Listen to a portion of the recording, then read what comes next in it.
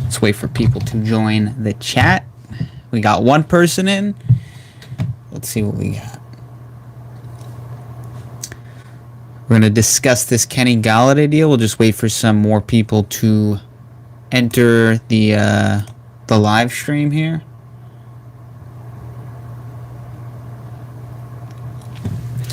Giants with a big day today, going out and getting Kenny Golladay on a 4-year, $72 million deal. We'll just wait. We got 6 people in the chat.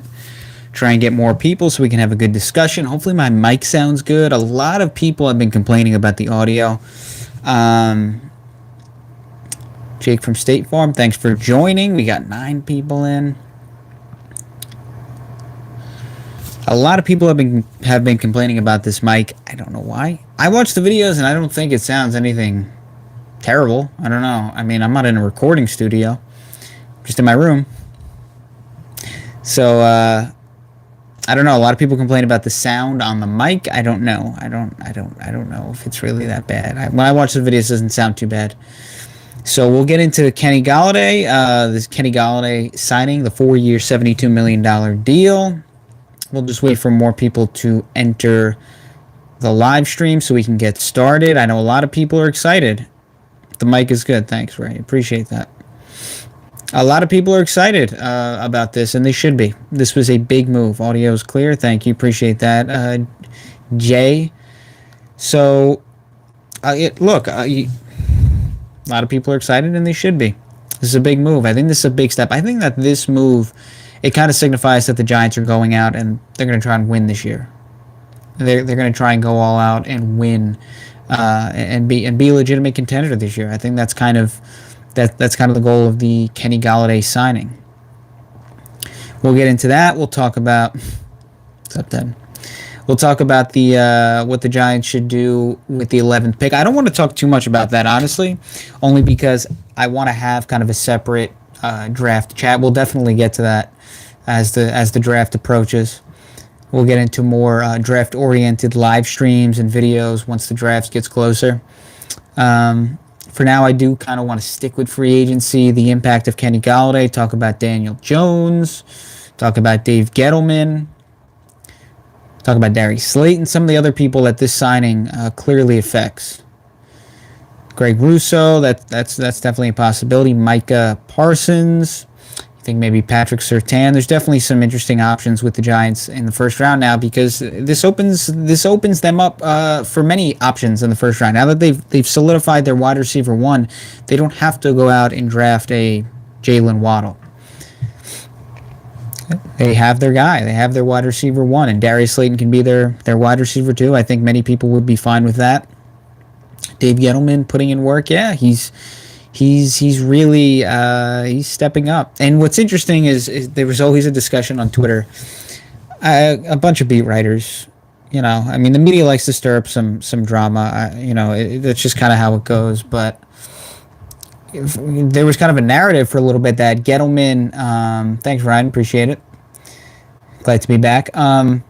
There was a narrative for a long time that Dave Gettleman couldn't get free agents to the Giants, that nobody wanted to play for the Giants because of Dave Gettleman, which I think was stupid. I think that was just the media, the media at that point, everybody hated Dave Gettleman. So they're like, all right, let's pile on. Let's get more clicks. Let's continue to push that same narrative. So, Gettleman now, he had a really good offseason last year. Bradbury, Martinez were 2 great signings. And now he goes ahead and he gets a wide receiver 1 for his young quarterback. And, like somebody said in this chat, there's no excuses at this point for Daniel Jones. As long as Golladay, Slayton, Shepard, and those guys, as long as they're healthy and they're ready to go, there really aren't too many excuses. I mean, unless their offensive line just falls apart and he's running for his life. But Kenny Golladay right now, he's a big acquisition for the Giants, a true wide receiver 1. And as I talked about in the video that I posted, he reminds me of Plaxico Burress. It reminds me of the Plaxico Burress signing. Gettleman is doing a great job. I think it's interesting, too, the perception on Gettleman. on YouTube as opposed to Twitter. Twitter, it's tough to find too many people that think that Gettleman has done a good job. And on YouTube, it seems to be people are more understanding. I don't know. Maybe that's just me. But I think I was very critical of Gettleman early on. I don't think he did a good job in his first year. You can go find some of the stuff that I wrote back then, maybe even some of the videos. But I think over the past 2 years, and 2019 looked at. I mean, in 2019, they were rebuilding. They completely tore their team apart, and they were rebuilding. They were going to lose a lot of games. They were I guess, tanking in a way. Not purposely, but they're trying to get their young players experience. And they were going to lose games. They weren't talented enough. They didn't have enough good players. So I didn't expect much from them in 2019, but obviously a great offseason last year with Bradbury Martinez. And now if Golladay is healthy and he performs the way he did in Detroit, you're talking about a guy over the course of his career. He's averaged almost 17 yards per reception. He's a big play wide receiver. And the really smart part about this signing is his cap hit. So his cap hit for this season is like $5 million. So they got Leonard Williams at an $11 million cap hit and Kenny Golladay at a $5 million cap hit for this season. And the NFL signed a new deal, a new media deal, where the salary cap will be going up in future years. They'll be making more money. So those larger cap hits, Galladay's cap hit the 3 seasons after this, it's like $22 million. But with the cap going up, that benefits them, and Leonard Williams obviously has higher cap hits moving forward, but that benefits the Giants because of the salary cap going up. So there's that. So really I think the last 2 years, at the moment, we'll see, and it's just on paper, but I think Gettleman's off seasons, his free agent periods have been absolute home runs the past 2 years, based on production. Bradbury Martinez specifically, and now the way that they have the way that they've worked some of these contracts. Again, Leonard Williams and his cap hit. You're talking about a guy that put up like Aaron Donald numbers. I'm not saying he is Aaron Donald, but he put up Aaron Donald like numbers from a position you don't usually find players that do that. You don't find a lot of players, interior defensive linemen, who have 40-plus pressures and 30-plus quarterback hits and 11.5 seconds. You don't see that. That's not easy to find. And so that's why when they made the trade originally, I was fine with it, because if he plays up to his potential, that's a home run. Because it's really tough to find those kinds of players. So now you have a guy that just comes off a career year and his cap hit's only $11 million. And now you go out and get a wide receiver 1 and his cap hit's only $5 million for this season. And now you can try and win with Daniel Jones still on his rookie contract. You can go out and you can really try and compete and really try and win. And as I said on the previous live stream and some of my other videos, Patrick Graham, you should be pretty comfortable with just handling the Giants defense. Whatever they give Patrick Graham, I think he's going to do a nice job with. That's what I saw last season. I saw him work with Jabal Sheard and Nico Lelos and Kyler Fackrell, and a lot of guys that many people wouldn't consider elite by any means. And they were 10th in pressure percentage. A secondary that lost DeAndre Baker, and I'm not saying he was great, but he was their starting corner. Their starting cornerback 2 over there, so they had to piece it together. Trade for Yayatam, you had Ryan Lewis play. So Darnay Holmes played a ton of snaps. Xavier McKinney was injured for most of the season. And that's with a bad offense. An offense that did not perform very well. So I would be completely comfortable with just giving Patrick Graham whatever. I mean, I just don't think you have to give him that much, in my opinion. So they needed to go all out, and they needed to get a wide receiver 1 or a playmaker of similar value to wide receiver 1, whether that's a first-round pick or if that was signing someone, and they got their guy. Kenny Golladay is their guy, and I still, if I were Dave Gettleman, I wouldn't rule out the idea of taking another wide receiver in the first 3 rounds. Probably not first round, but maybe a second or third round. You want to have depth? Yeah, I mean, look, at this point, Daniel Jones is not going to carry a football team. Young in his career, and I don't know if he'll ever be that kind of player. Again, he's still young, but you want to give him as many good players as possible. And football is a game of attrition, and you just don't know who's going to stay healthy. And Kenny Golladay has had injury issues in the past. So I would still draft a wide receiver second or third round. Just keep adding playmakers. Let's see what we got. Sam Beal. Yes, Sam Beal. He'll be back. He'll be a nice depth piece. It's tough. He missed an entire year. You wonder what he's like. Garrett, yeah. So this is big too. The Kenny Golladay addition for Jason Garrett's offense, because you're talking about an offense, an Eric Coryell style of offense, where you had a player like Golden Tate didn't fit that offense. He's a yards after catch guy. He's a guy that's going to take a short pass and try and turn it into a long pass. He's a yak guy. And Sterling Shepard's kind of like that as well. I think he's fine in Jason Garrett's system, but it's not the perfect system for him. But Golden Tate didn't fit that system, and Darius Slayton, I think he's a good wide receiver too. I think you're fine with him as a wide receiver too. And look, it's a 5th round pick, you'll take that. Former 5th round pick, you're going to take that if he becomes a strong wide receiver too. And as I've said, he reminds me of Deshaun Jackson. He's not a complete wide receiver, but he'll hit a home run here or there. Okay, and I think that's all you could ask for. If he can catch 50 passes and average 16 yards per reception and hit you a home run here, take it. But the Eric Coryell style of offense, I think, fits Daniel Jones very well. I don't view him as a precise, short pass, quick, like a Drew Brees kind of player. Obviously, not to that extent, but I don't view him as a short passing West Coast, like, all right, we're just going to be precise, and I don't see that from him. I see him as very much like Eli was in the prime of his career, where Eli took risks. Threw the football down the field. Sometimes he made some stupid plays, but he also made some of the greatest plays in the history of the NFL because he took risks.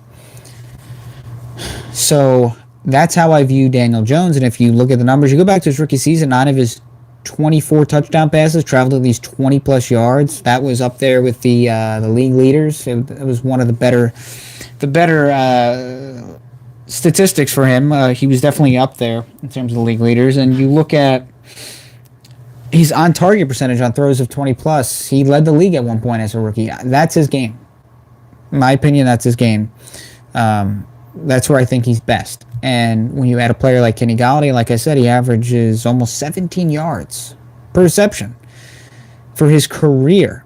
And in his best season in 2019, he had 11 touchdowns, which that's another thing. That's the Giants need to be better in the red zone. They need more touchdowns. You need more touchdowns. You got to finish. And that's another thing I talked about with Evan Ingram. He's not a tight end. A starting tight end doesn't only catch one touchdown pass over the course of a season. He had one touchdown reception. That's not good enough. That's why they brought in Kyle Rudolph. He's someone you can trust more, definitely more trustworthy in the red zone. But Golladay is a big body receiver who makes plays down the field. That 2019 season, among players with 100 targets, he led the league in yards per reception, with like over 18 yards per reception, which is very good. So, again, the Giants had to come away with a wide receiver one this offseason, whether that was in the draft or in free agency, and they got their guy. Successful offseason, and the contract, the way that they worked out their contract, very, very smart. You got to give credit where it's due. And Dave Gettleman has done a nice job. And that's the issue I had with so many people on Twitter. It's like, I get it. You hate Gettleman. All right, I understand. But like, you got to give him credit where it's due. He had a great offseason last year. And like I said, the way that they've worked these contracts this offseason has been brilliant. I think really, really smart.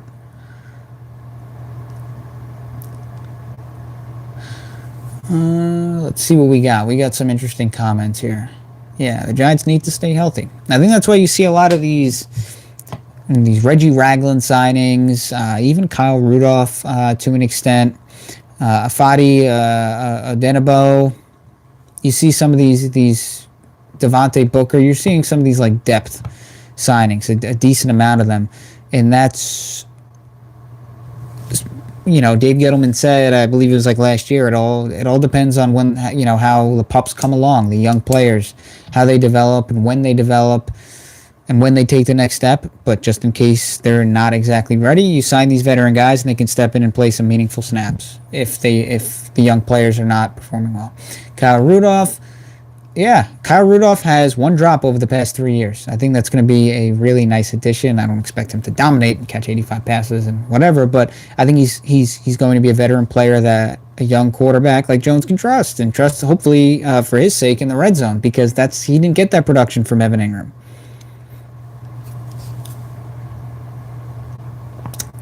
Yeah, Evan Ingram. I'm not a fan of trading people at their lowest value, because I even after making the Pro Bowl, I don't think Evan Ingram's value is that high in my opinion. I just don't see it. And although I'm not a fan of trading players at their lowest value, I would trade him. There's no way I could trust that guy in a big game with the drop passes, the tip passes, and he had 11 drops last year. I just mentioned how Kyle Rudolph had one drop over the past 3 years, like 167 targets. Evan Ingram had 11. And the big one against Philadelphia that would have won them the game. I can't trust him. I think it's in his head.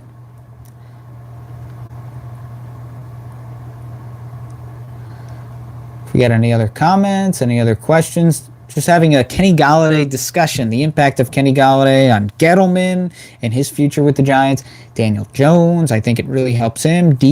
He's a deep passer. I think that's his game, and I think that's exactly who Kenny Golladay is. He's not a yards after catch kind of guy. He's a guy who's going to stretch the field, and I think he's a better version of Darius Slayton. I think he's a more consistent all-around wide receiver, and that's what you're going to get. What I think they'll get. Defense in the first round. I think that's pretty fair. I think they could go defense in the first round. Adoree Jackson. Meaning, so right now, according to, I believe it's over the cap. Yeah, it was over the cap. Their cap hit before this Kenny Golladay signing was around $7 million. They had about $7 million in cap space. So after this signing, the cap hit for Kenny Golladay is around $5 million, and who knows what else is thrown in there. So I don't know. It kind of depends. I don't know. I don't really know what Adoree Jackson's market is and what he's looking for and what teams are willing to spend. I do think it's interesting. You saw a guy like Juju Smith who signed a 1-year deal. Pretty talented player. I wouldn't have given him a big contract, but for a young player who's been a fairly productive receiver, a 1-year, $8 million deal. So I think this free agent market's a little bit different than years past. I think that's kind of one signing specifically where you're like, oh, that's interesting. So I think Adoree Jackson, you're probably going to get him much cheaper than you would in other years. And what better? I think, look, if I were Adoree Jackson, I would sign with the Giants. And I'm not even just saying that from a interest, it would be an interesting video to make and talk about and see how that would unfold over the course of the year. But you're talking about defense that was good last year. You're not the main guy, so there's not that much pressure on you. You would be the cornerback too, next to James Bradbury. You got good safeties, Jabril Peppers, Logan Ryan, Xavier McKinney. You got good players around you. You can perform well on this 1-year deal. He's only 25 years old. He can go out in free agency next year and sign, and if he plays well, sign a 4 or 5 year deal and get paid. And get paid good money, because corner, it's tough to find a good corner. So if I'm the Giants, if there's a way to work out a deal with Adoree Jackson, that's a home run free agent class. He didn't really play much last year. He had a knee injury, I believe. Injured reserve for Adoree Jackson last year. But you look at the 2 years prior, 94 passer rating, another year 89. Pretty good. I mean, that's actually pretty good for a cornerback. It's not easy. And he's tight with Logan Ryan. Yeah, maybe they're good buddies. I don't really know, but obviously they played together in Tennessee. Yeah, Vanilla Vic. Daniel Jones. Daniel Jones is a really good running quarterback in terms of his expected points added when it comes to running. His rush EPA. It was near the top 10 last year, but that's also cumulative, and he missed some time. He was hurt, so he's actually kind of like a top 5 mobile quarterback. I know people probably didn't expect that, but he adds a lot of value on the ground. The issue is staying healthy. Can he stay healthy? I don't know. He's been banged up a little bit, but he can add value as a runner. Legitimate value, and I don't think people realize how important that is in today's game. Faster than Lamar in straight line speed, yeah. I mean, I know that NFL Next Gen had Jones's speed at one point. It was up there with Tyreek Hill. It was fairly close to Tyreek Hill. The guy's fast. It's just now that he's been hurt a couple times, in some way you got to protect him. I don't. Maybe that's fewer designed run plays and more just kind of on a whim. He's going to run and he's going to extend a play and then he's going to slide or go out of bounds or something like that. And try and eliminate taking hits. I don't know. It's tough. With his injury situation over the past 2 years. His first 2 years in the NFL.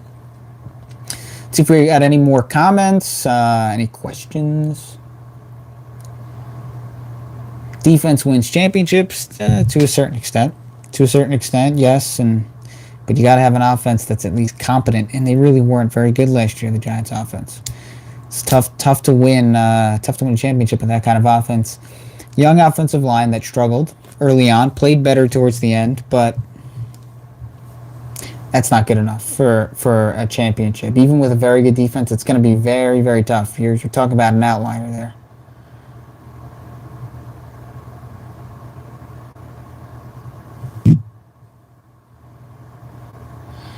The loss of Dalvin Tomlinson. I like Dalvin Tomlinson. I think that he was a well-rounded player. You looked at his pass rush win rate, double team percentage in recent years. It was actually he was getting double teamed a lot, and his pass rush win rate was still fairly solid. He's a good player, and the analytics really don't pop out. It's not like a Leonard Williams kind of player where he has 30, 35, 40 pressures or anything like that. But he's just a solid player. He's a good guy to have on your team. At the same time, I think that with Dexter Lawrence, you hope that he takes another step in his third season. You have Leonard Williams. B.J. Hill, I think, is a serviceable enough player. Austin Johnson, they re-signed. And if they want to, you can maybe even take a defensive lineman in the second round or something like that. Third round, fourth round. I don't know. It kind of depends on what they value, who they value in the draft. But I think that you can get away with having Leonard Williams, Dexter Lawrence, and B.J. Hill on your defensive line. I think you're fine. Obviously, it would have been beneficial if they had found a way to keep him. But at the same time, like I said, they have other good players.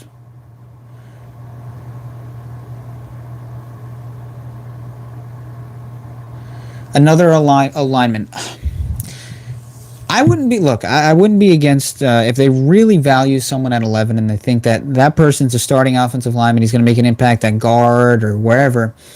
Again, they're in a position where they can do whatever they want. I really do. I feel that because I think that their defense is going to be fine with Patrick Graham. They're going to piece it together whatever way possible. Their offense got their wide receiver one, and they have some young pieces on the offensive line who are promising and who should get meaningful snaps this year. Even Shane Lemieux, he's probably going to be a starter. Matt Peart or Nate, so they'll be fine on the offensive line in terms of they have guys who can start. I don't know how great some of them will be, but I think they're serviceable enough starters. Taking one at 11, I wouldn't invest too many high resources in one area. You're talking about the 4th overall pick at left tackle, a second round pick at guard in Will Hernandez, former second round pick. Matt Peart, 3rd round, it's not that high, but they could have went in another direction. They didn't have to take another offensive tackle. They decided to take an offensive tackle. Nate Solder, they obviously paid a lot of money for him, and now they've restructured his contract, but that's someone who they paid a lot of money for. And they just got rid of Kevin Zeitler because of his salary cap situation. So they've spent some decent resources on the offensive line. And in the draft specifically last year, you're talking about 3 of their first 5 rounds. They took, obviously, Andrew Thomas, Shane Lemieux, and Matt Peart. So they spent a good amount of resources on their offensive line in the draft last year. They just got rid of Kevin Zeitler's big contract. They reworked Nate Solder, but that's a guy who they spent a lot of money on. They've put a lot of resources on the offensive line in recent years. So you got to watch out. You don't want to put too many high resources into one unit because it's probably going to deplete another unit. But I wouldn't be opposed. If they did that and they really thought that player was going to step in and play guard, and I'm assuming guard, and be a good starter, go for it. If you can find good players and you can protect your young quarterback, I can't be against that. Last season, I had talked about many times the average position that draft position that an offensive tackle was being taken in recent drafts prior to last year was around the 11th pick, just on average. And so I thought the Giants should have traded back. Apparently, they tried to and they couldn't, so they took Thomas at 4. So that's kind of where you find an offensive tackle at 11, kind of an offensive lineman. That's where you started seeing a lot of the top-tier offensive linemen last year ago. You saw Jedrick Wills and Wirfs and Becton. That's the area they went in, right around the 11th pick. So at 11, where the Giants are this year, interestingly enough, I wouldn't be against it. I think that's a good spot to draft an offensive lineman. They were in a tough position last year. I mean, I don't hate the pick. I had nothing against the pick of Andrew Thomas. I understood it. You want to get a left tackle for your quarterback? I get it. I would have taken Isaiah Simmons because I think that guy's a stud. But I get it. I understand drafting Andrew Thomas. I don't think that's a bad pick.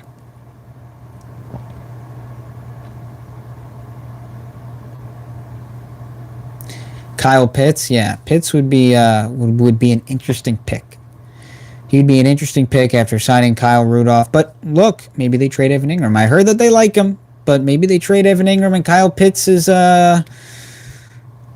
he's kind of working under Kyle Rudolph and they mix him around. I don't know. Whatever they would figure out there. I know Jason Garrett likes tight ends, multiple tight ends, and that's kind of how the Giants' offense, Jason Garrett's offense works there. So I guess the more tight ends, the merrier. Yeah, I mean, look, I wasn't against them getting a left tackle last season. I just thought they should have traded back. They tried to, and they couldn't. Just based on value, based on draft value, and they took Andrew Thomas, and I don't have an issue. I really don't have that much of an issue with that. I understand the pick. I don't think it was bad. On Waddle, I mean, look, if you want to go all out, if you want to get Waddle and you get Golladay, man, that's a star-studded offseason. That's a great offseason. And adding playmakers. At that point, Daniel Jones better be the MVP of the NFL, with all those guys. Tight ends in the first round, I agree. That's another interesting discussion as you look at kind of recent tight ends. That's kind of the downside on Kyle Pitts as you look at recent tight ends in the first round. And it's not that they're bad, but they don't ever really live up to the hype. Hawkinson, I guess we'll still wait on that, but O.J. Howard, remember O.J. Howard? That was like the one pick everyone wanted the Giants to get O.J. Howard. And O.J. Howard, Eric Ebron, it took him a while. I don't know. I mean, Noah Fant, he's I don't really, it's not standing out, it's just, I'm not saying they're bad players or anything, but it's just, I don't know. It's definitely a con, in the pro and con department for Kyle Pitts, and it's really not his fault, but that's kind of the knock is the tight ends in the first round, none of them have really dominated, which is interesting. It's a tough position. You got to block and you got to catch the football. Thomas is really good when it comes to run blocking. Thomas, his run block win rate, one of the best. I think top 10 among tackles. He was really good in that category. So that's something that's definitely positive. He struggled to give up a lot of pressures, especially early on. But I think he'll be fine. I think he'll be fine. I mean, he was a rookie, limited offseason, 4th overall pick. He didn't look good early on, but I think he started to perform better as the season went on, and I think he'll be fine. Pro Bowl tackle. The Pro Bowl, to me, after Evan Ingram made it, I don't even care about that tag anymore. But I think he'll be fine. That's the thing, too, is the expectation. The expectations of some of these picks. It's like, oh, well, Andrew Thomas taking 4th overall. Well, he's got to be a Pro Bowl. He's got to be an All-Pro. And it's like, look, if he's a good player, I don't know, like above average, solid player, I think you take that. That's a tough position to find a good player at. That's what I've always said about Nate Solder. A lot of people, I understand he didn't have a good 2019 season in terms of the pressures and the sacks. His pass block win rate was fine, but, with a rookie quarterback, he didn't have his best season statistically. I was like, look, it's a tough position. He's playing left tackle. A rookie quarterback holds onto the football a lot. I think that he's a serviceable left tackle. I think he's fine. I don't think he's the worst player that's ever played. He's not Walter Jones, but I think that he would have, if he started last year at left tackle, at least, maybe half the season or something like that, I think he would have been fine. There's just high expectations when Nate Solder signs that contract. When he signs a huge contract, when Andrew Thomas gets taken 4th overall, the expectations are through the roof.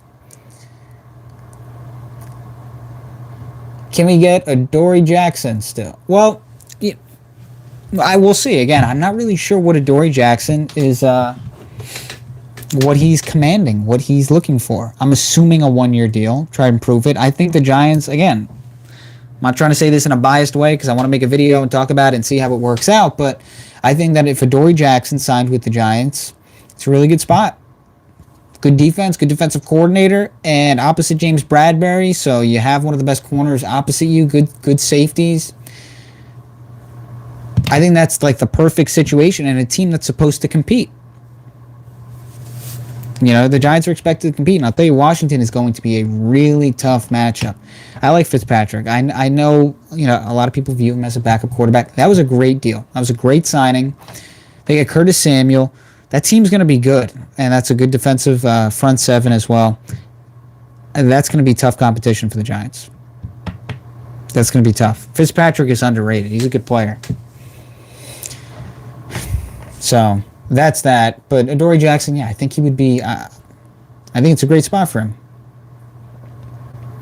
Shockey was a diva. Yeah, Shockey just didn't mesh with like the young Eli. Like him and Tiki it didn't work. It was not ideal. Amani was a good guy. Amani Toomer was a good guy to have for a young Eli. Class act.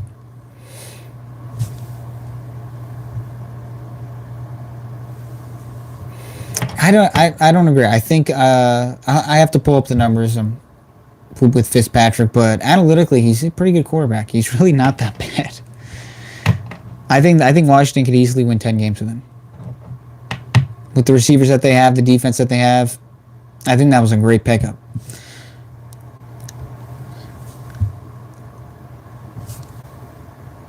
But yeah, so this is the Kenny Golladay discussion live stream. Thanks for joining me, by the way, on this Saturday night.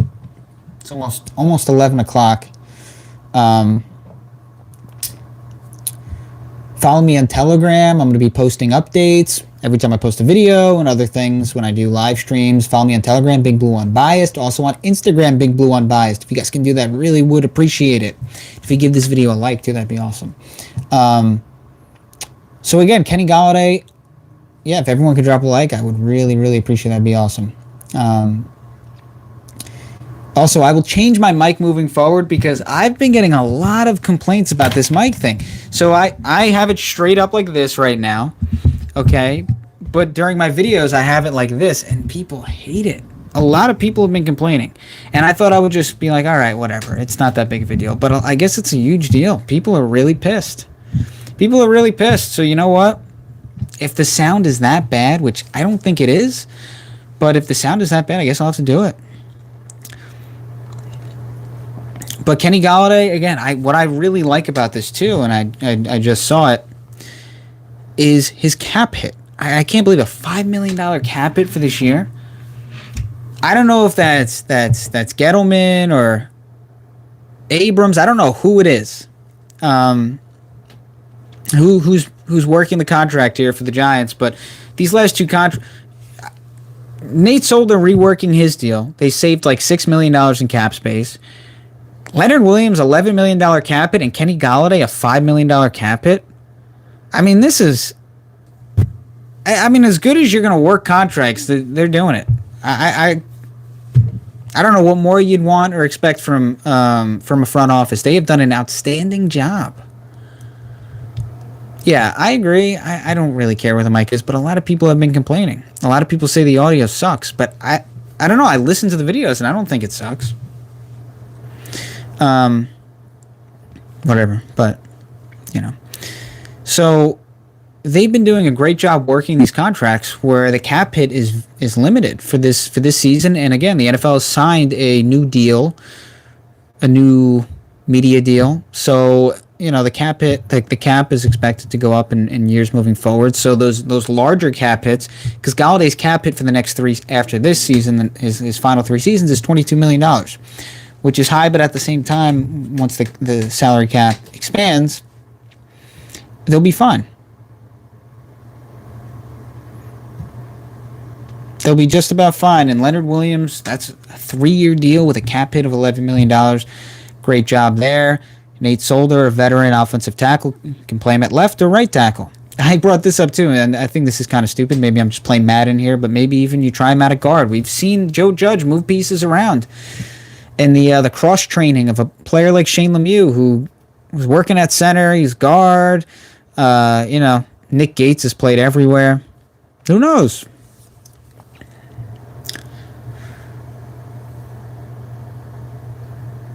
Yeah, I mean, Galladay's a stud. And, apparently they tried to trade for him this past season, and they couldn't get it done. It was a rumor. Who knows how true it was, but the Giants have obviously, seems like, been interested in Golladay for a while. And in the prime of his career, again, this reminds me, sorry, I say again a lot, but this reminds me a lot of Plaxico Burress, the signing of Plaxico Burress. Big receiver, big play receiver in terms of yards per catch. And you give your quarterback a wide receiver one. Win for the Giants. And you would rather be a GM. Let's say it doesn't work out. Let's say Kenny Golladay is injury prone or whatever. If I were Dave Gettleman, I would rather say, okay, I tried. I tried to give my young quarterback a star and he got hurt or he didn't perform. I would rather that than say I didn't try hard enough to get my quarterback a wide receiver, a legitimate playmaker. Your young quarterback, you got to give him weapons. And right now, the Giants, they have weapons. There's just can't make too many excuses moving forward for Daniel Jones. With Golladay, Slayton, Shepard, and Barkley coming back, and Rudolph, and Ingram. But you have talent. There's talent there. It just kind of depends on, I guess, the offensive line. They got to make sure that they're at least average. They don't need to be great. I think that's another interesting point is, you look at 2019, the Giants' pass block win rate was like 12th in the league. They were pretty good. That's why I thought the sacks and pressures was, it was a little bit misleading, the stat, because they were blocking well. They were holding their block, but their quarterback, Jones was a rookie. His pocket awareness wasn't completely there. Held on to the football a long time. And Sean O'Hara is very biased. But Sean O'Hara kind of said the same thing. A young quarterback, the left tackle's probably not going to look too great with a rookie quarterback. It's tough. They're trying to get their feet wet. Trying to understand the game, the pocket awareness, and all those different things. So it can make a left tackle look bad. But so this Kenny Golladay discussion stream has done pretty well. We got almost 70 people, over 70 people now. If you guys can give it a like, I would really appreciate that. Again, I'm on Telegram, Big Blue Unbiased, Instagram, Big Blue Unbiased as well, so I can communicate with you guys, post updates and whatnot. I'm not on Twitter anymore. I don't use Twitter because it's mainly garbage. Yeah, Galladay's route running, I think he's a more complete version of Darius Slayton. He's a better version of him. I think they're both big play receivers. They work well in the Air Coryell style Jason Garrett offense where they're trying to stretch the field. I think Galladay's perfect. perfect player for that system. Whereas a player like Golden Tate was not. And then Golden Tate just couldn't separate last year. Yeah, Twitter is an abyss of depression. It's just garbage. It's just so garbage. I wasted way too much time on Twitter. I should have just done live streams. Should have just done live streams. Wasted way too much time. So I deactivated my personal account. Big One Mice, I'll probably deactivate that one too. But so that's really it. Kenny Golladay, 4-year, $72 million deal, $5 million cap hit, big play receiver, big body receiver, 11 touchdowns in 2019. So he gives them that kind of threat, a touchdown threat. Daniel Jones had like 11 touchdown passes last year. And, Evan Ingram had 1 touchdown reception as a starting tight end. It's not good enough. They need to be better in the red zone. They need to finish more. They need more touchdowns. And Golladay, he offers that. He offers that. They need more of that. They need more touchdowns. They can't just settle for field goals. So I think this is a great signing, a great contract in terms of the cap hit. So thanks for joining me on this Saturday. I appreciate it. It's like 11 o'clock. We almost got 70 people in here. That's awesome. Make the great New York Giants great again. Look, for all the hate that Gettleman has gotten, I do think that this platform is definitely more. Thanks, Deb. I think Gettleman has gotten ripped on Twitter, but on here, people are a little bit more understanding. Gettleman, they tried to win in 2018, and it didn't work, and he deserved a lot of legitimate amount of blame. I do think starting Eli, and I think that had a lot to do with John Mara, and it kind of put Gettleman in a tough spot, maybe forced him to draft Saquon Barkley and try and give Eli one last shot. But since he really started to rebuild, and he went forward with the rebuild in 2019, the free agency, he's done a really nice job, especially even a Marcus Golden. Signed him for nothing. He had 10 sacks. He was up there, 44 pressures his first season. It's good. It's a good find. That's really good value. You got to give him credit for that. And then, obviously, last offseason was outstanding. And this offseason, especially the contracts. I mean, these contracts are... The Solder, Golladay, and Leonard Williams cap hit for the season is genius. It really is genius. And so you got to be patient. I think a lot of people, too, judge the Giants before Gettleman. So it was years of losing, and then Gettleman comes in and they're not winning right away, so people were really pissed. And I was kind of like, look, I get that, but at the same time, it's not Dave Gettleman's fault that the Giants sucked in 2017, 2016, 2015. 2016 were good, but 2015, 2014, it's not his fault. Okay, he wasn't the GM of those teams. Those weren't his rosters. As frustrated as you were with the Giants, 2013, 2014, 2015, 2017, all those years of losing, he wasn't the GM of those teams. You can't judge him on that. You gotta let him rebuild his football team. And at the end of the day, after 3 or 4 years, which is how rebuilds usually work, you'll see. I know people want an answer like that. That's not how it goes for the most part, unless you get really lucky. But I think they've developed some nice players. Worried about future cap? Not really, because the way that even, let's say, Bradbury, Martinez, their contracts, I mean, they're already in year 2. Next year, they'll be in their final year. In 2020, I'm mixing up the years. 2022, they'll be in the final year of their contracts. So I think they've done a really nice job working the cap. Nate Solder will be gone soon. They'll be fine. They'll be fine. Cap space is one of those things I think people worry about too much, but there's always a way to work around the cap. There's always ways to move money around. Jadeveon Clowney, I don't know who reported that. Giants interested in Jadeveon Clowney.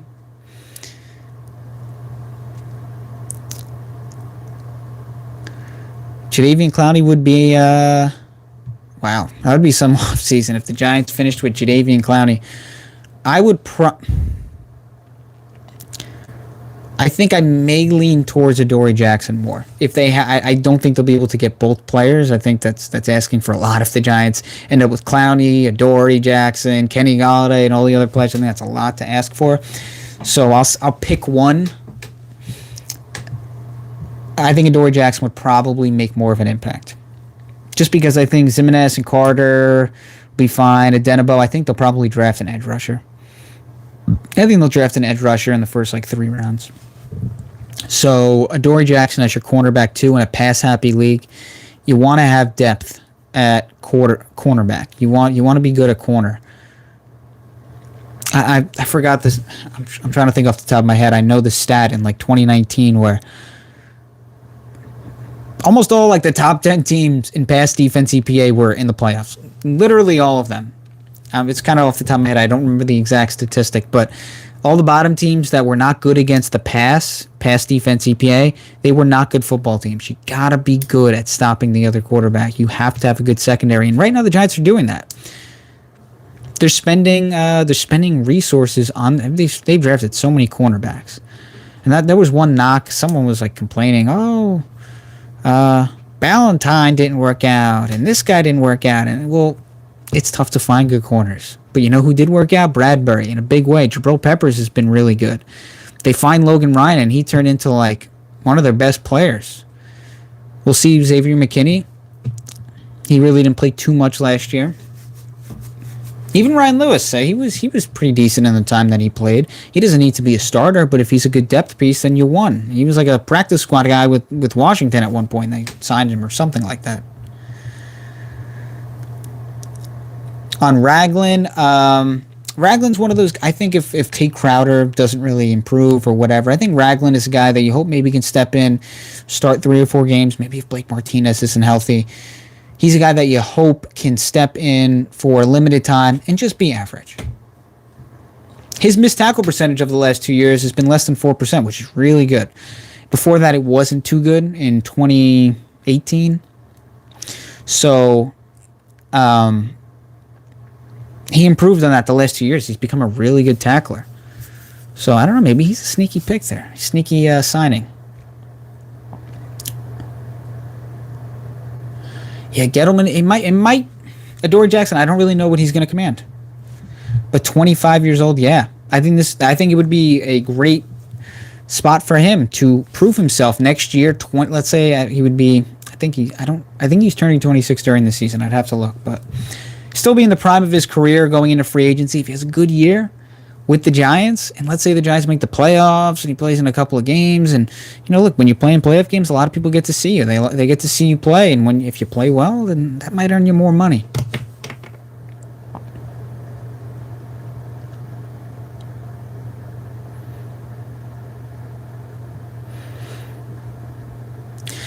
Yeah, Kyle Rudolph, red zone target. I think that's spot on. I just think he's someone you trust. You trust. You don't trust Evan Ingram. It's just that's how it goes. And I think that they can trust Kyle Rudolph. And I'm not saying Kyle Rudolph's going to be amazing, but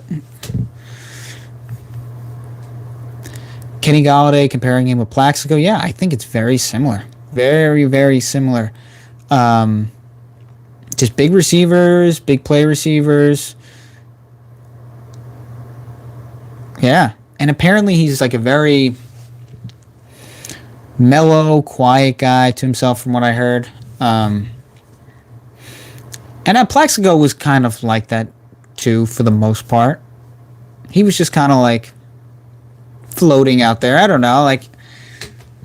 I didn't really consider him much of a big personality in a way. Maybe I'm wrong on that. It's been 12 years since he's been on the Giants or whatever. But yeah, people are excited. You should be. You should be excited. This is the time where, in a lot of these draft picks that Gettleman has had, they're about to take the next step. For better or for worse, we'll see, right? They're about to take the next step, either forwards or backwards. We'll see. But I'll tell you what, I really like Zimenez and Carter. Those are 2 guys I would really, really watch for this season. I think they're going to be really good. Carter started to come on. And Zimenez had 5 pressures. He barely even played last year. Sneaky pressures. Yeah, and that's another interesting comment right there. Is the you don't want another OBJ attitude. Like I said, from what we've seen from what I've heard quickly from Galladay is that he is kind of a quiet guy or to himself or whatever. I think that plays a big factor in this signing as well. I you don't. I know there are a lot of people who criticize trading OBJ when you had Jones as a young player. Why would you do that? You give your young quarterback a wide receiver one. OBJ wasn't worth it. The amount of attention was not worth it. And the contract and the injury history, everything together was just, it was not worth it. I wouldn't put my young quarterback in that situation. I feel like you would almost be dealing with what Eli had to deal with in the beginning with like a big personality like Tiki or Shockey, and that didn't really mesh too well. Eli was better without those guys.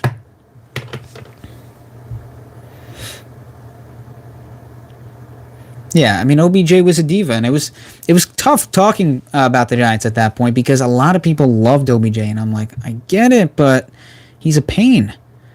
It's always about him. It's like you can't even watch a football game anymore. It's always about him dancing or some pregame shoe that he's wearing. It's come on. Just want to watch football. Just that's it. Just go out there and help your team. That's it. We don't need all that. And yeah, it's tough. I mean, it's not like they were winning a ton of games with him. I can't completely blame that on him. But at the same time, for people who make the argument that he was so important, well, he's a wide receiver. I mean, if he's that much of a distraction, injury prone, big contract, and I don't know, I would just move on, which is exactly what they did, and I think it was a great deal. Look who they got in that trade. I think he was Beyonce and Destiny's Child. I think that's a great example. Any more comments? Any more comments? Any interesting topics? Thank you for all who have joined the chat. Those who have liked the chat. I'll be doing more of these. I like these because I think this is kind of like the human side of everything. You just kind of see a 5 or 6 minute video that I post, and I think it's cool to kind of to talk with you guys and see what you guys are saying and just talk about different topics. Barkley, yeah, I think Barkley. Before Barkley got hurt, the discussion, I know specifically Tiki brought this up. He always finds a way into controversy with the Giants, but Tiki said, "Oh, Barkley, he can't pass block, so he's not an every down running back." Look, he's one of the best playmakers in football in terms of being able to run with the football and catch the football as a running back, as a receiver. I think he led the league in yards from scrimmage as a rookie. He's as talented as it gets. I'm not taking him off the field. I'm sorry. I don't care. I know his pass blocking is not very good, but I'm not taking him off the field. He's too talented of a player. I would rather have him on the field. Maybe his blocking isn't great than, let's say, a Deion Lewis kind of player who doesn't scare any defense, but may be good in pass protection. I just keep Barkley on the field. Enough with that. Especially in a pass-happy league. I want Barkley on the field. I want him catching passes. I want him making defenders miss. I want teams to be scared of him. They are scared of him, but I want him on the field to make sure that teams are scared of him. If I'm the Giants, and again, this is off the top of my head. Some of these things I'm just kind of rattling off, but I like to be precise with the stats that I bring up. But with Barkley, Jones had like 21 touchdowns and 8 interceptions or something, and then without him, hi Adrian, without Barkley, he had like 8 touchdowns and 8 interceptions or something. Like it was a completely different player. Thank you. It was a completely different player. Completely different player with and without Barkley. Because at the end of the day, he's a playmaker. He's not just a running back. I think that's what people don't understand is you have a guy who's going to touch the football 20 to 25 times a game. He's not just a traditional running back or like what you would think of Brandon Jacobs or something like that. This guy catches and he runs with it. He does everything. He's talented. The equivalent of the Chiefs, I wouldn't... Oh, yeah, John Ross, too. I forgot about him. I wouldn't say the Giants are the equivalent of the Chiefs. That's a tough one to make. Let's relax there. The Giants could take the next step. They could be. I think they're going to be a pretty good team this year as long as they stay healthy. But yeah, this NFC East is going to be fun. It's going to be a fun, interesting watch with Dak coming back. I think Washington's going to be a good football team, and even Philadelphia. I'm kind of interested to see what Jalen. I like Jalen Hurts. I think he's a good player. It's a shame what they did to him in that Week 17 game. Not scared of Fitzpatrick. I understand not being scared of him, but he's actually like a solid quarterback. Fitzpatrick really is, he's an underrated player. Any more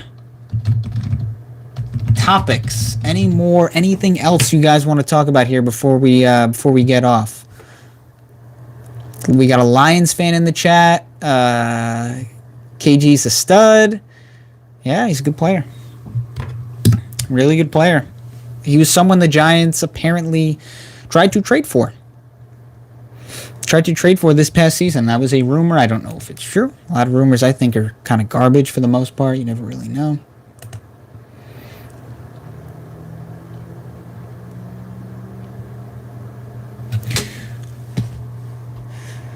The defense of Washington, yeah, that front seven's nasty. That front seven is nasty. So it's going to be tough. They're definitely going to be a tough opponent. And Dallas, don't count Dallas out. I know that they're Dallas, and it seems like they always fall apart when they need to fall apart, when they don't need to fall apart. But those receivers, that's a tough assignment for any team. Lamb, Amari Cooper, and Gallup, that's a good receiving unit right there. So that's another reason why the Giants should probably make sure that they add a corner somewhere high in the draft, maybe first 3 rounds or maybe Adoree Jackson. We got, what is this right here?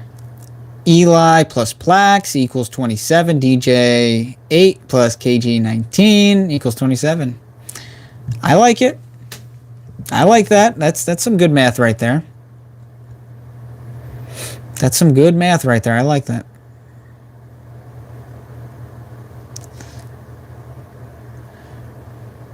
Barkley tries to be Barry Sanders. He should be trucking people.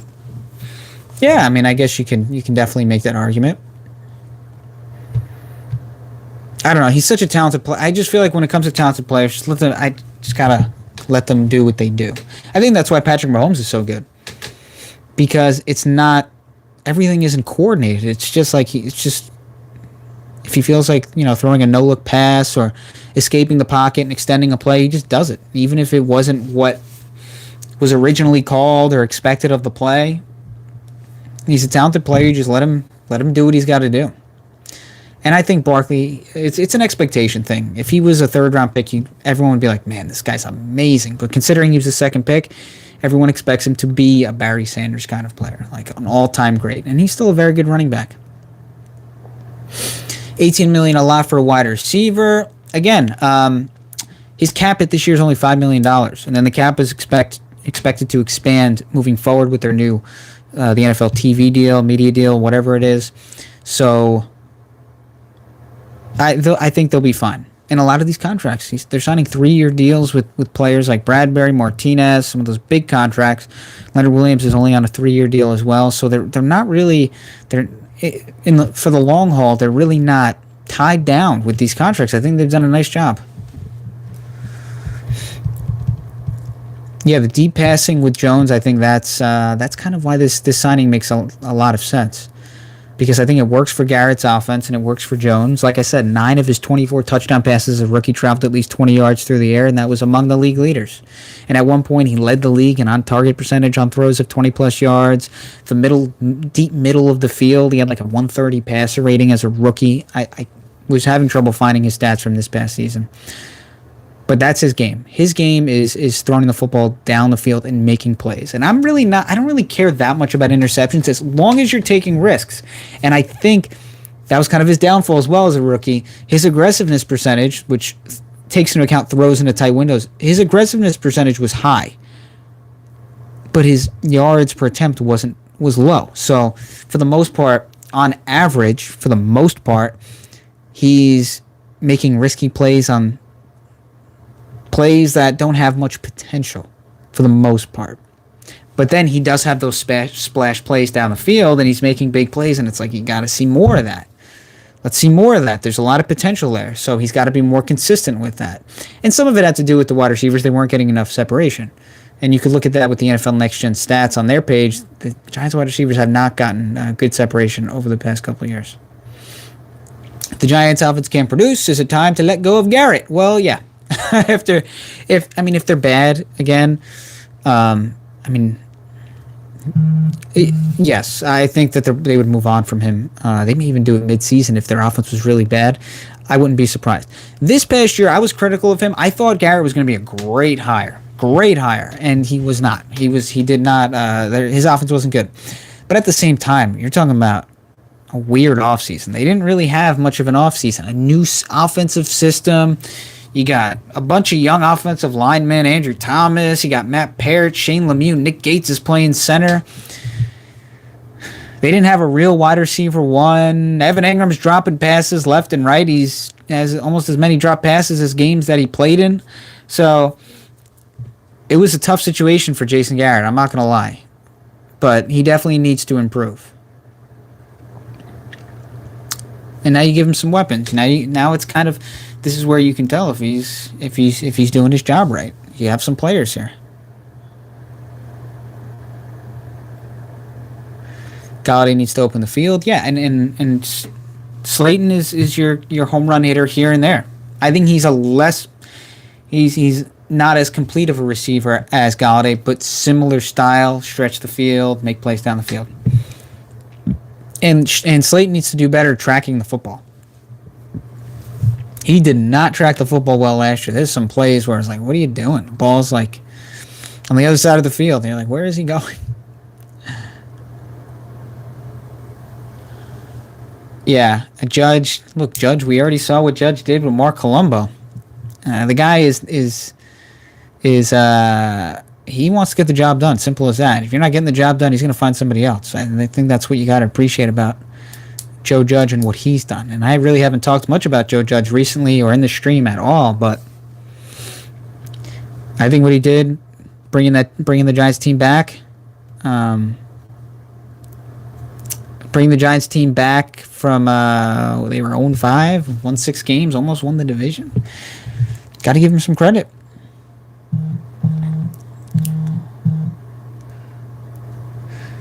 Yeah, Mark Colombo got axed ruthlessly. Slayton was picked for Shermer's offense. Yeah. I think he actually fits this Air Coryell style offense very well.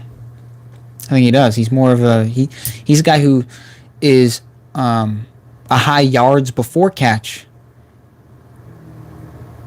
receiver as opposed to a yards after catch. He's a guy that's he's gonna catch the football further down the field instead of shorter down the field. He's not gonna get as many yards after the catch, but he's going to catch the football further down the field, if that makes sense. And A.J. Brown, if you look at this is off topic, but A.J. Brown is rookie season. Just look at the numbers. Go on NFL Next Gen Stats. Look at A.J. Brown in his rookie season. The guy was catching the football down the field, and he was getting yards after the catch. It was amazing. Amazing. I'm like, I don't know if I've ever seen this before. Stud. Slayton double teamed, yeah. Giants are interested in Clowney. A couple of people have brought that up. I think that's interesting. I mean, I guess we'll see. Clowney is a very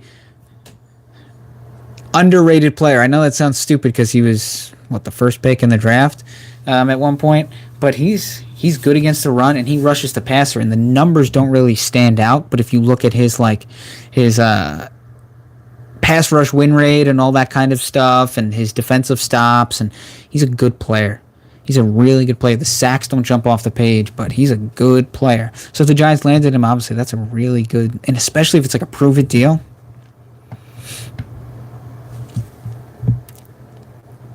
Yeah, I would try and trade Ingram. I would try and trade Ingram. Again, I'm not a guy that likes to trade anything at their lowest value, but Evan Ingram is a guy I could not trust on my football team. There's just no way. It's all in his head. I don't know if I would be able to deal with that. Trading up for Pitts. We talked about this earlier in terms of like first round tight ends. It's like they never really live up to expectation. I don't know. I'm not against that. I think Kyle Pitts could be a good player. I'm just saying tight ends got to be a little bit careful. But I think we'll see. I don't want to judge the player based on previous players. He may be great. Maybe he comes in the NFL and he's amazing. So I don't want to hold that against the guy. But I'm just saying. I'll just put it out there.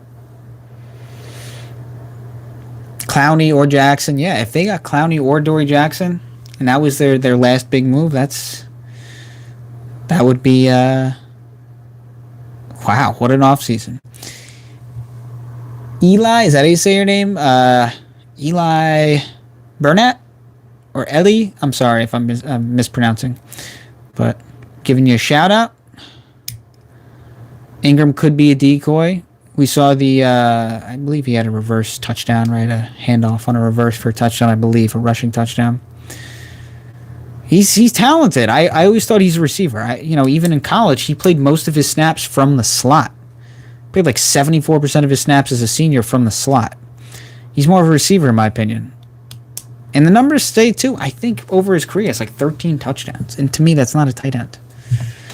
And he had one receiving touchdowns. And he had one receiving touchdown. That's not a tight end. You cannot trust someone who's is not a red zone threat as a tight end. Yeah, short passing and checkdowns. I don't know. He's just he would worry me.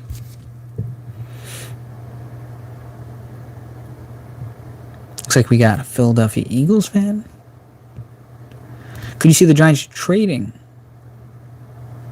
Yeah, why not? They tried to trade it last season. I'm always open to trades, especially in the draft. If you can add some more picks and accumulate more picks, yeah, why not? I think that could I see them doing it? Yeah, I think last year they tried to trade the fourth pick, so I think it's definitely a possibility. Micah Parsons, Patrick Surtain, that would be a really interesting pick. That'd be a good pick.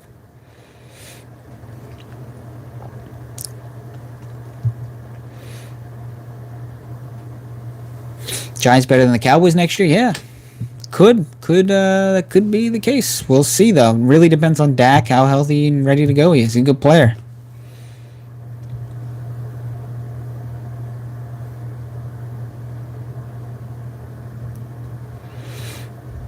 Joe Judge is New England guy. Giants will run 2 tight end personnel. Giants are better defensively. Yeah, they're really good defense.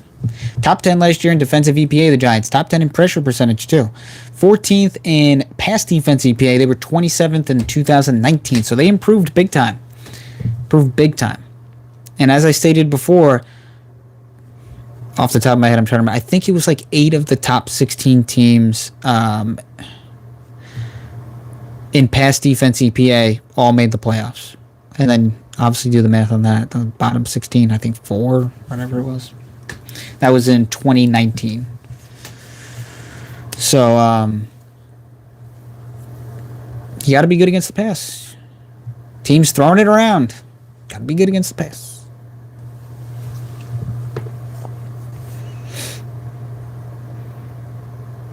Giants win the division. We'll see. It's gonna be. I think Washington's gonna be a real. It's gonna be a real tough opponent there. I think Fitzpatrick is at least above average. Daniel Jones have a weak arm. I don't think he has a weak arm. I think it's above average. I think it's fine. I think his arm's fine. I don't think it's an issue.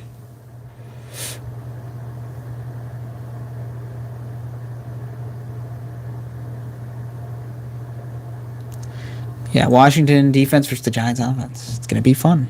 I think it's going to be a good division this year. More competitive. And I want to see what Jalen Hurts is going to do, too. I think he's a good player. Or a nice, interesting prospect. Nice, young player. Washington, look, I mean, the thing is, Washington's offense, they add Curtis Samuel with Terry. It's a pretty good offense. Pretty good weapons there for Fitzmagic. Dallas internal issues, yeah. I mean, they're Dallas. It seems like always something pops up, or they never reach their full expectations. But I still think that they're a threat. I think they're a tough matchup. Those receivers are good. They need to get hurt some weapons. You're right. 100%. All right, so that's all I got. Thank you for joining this chat. This was a great chat. Over an hour, over 70 people in this chat. If you guys can like it, if you can share it, I would really appreciate that. So thanks again. Follow me on Telegram and Instagram, Big Blue Unbiased, so I can send out updates and stuff like that whenever I post videos and do live streams. Thank you, Ethan. Thank you, everyone that joined the chat. Remember, Instagram, Telegram, Big Blue Unbiased on both. Thanks again, guys.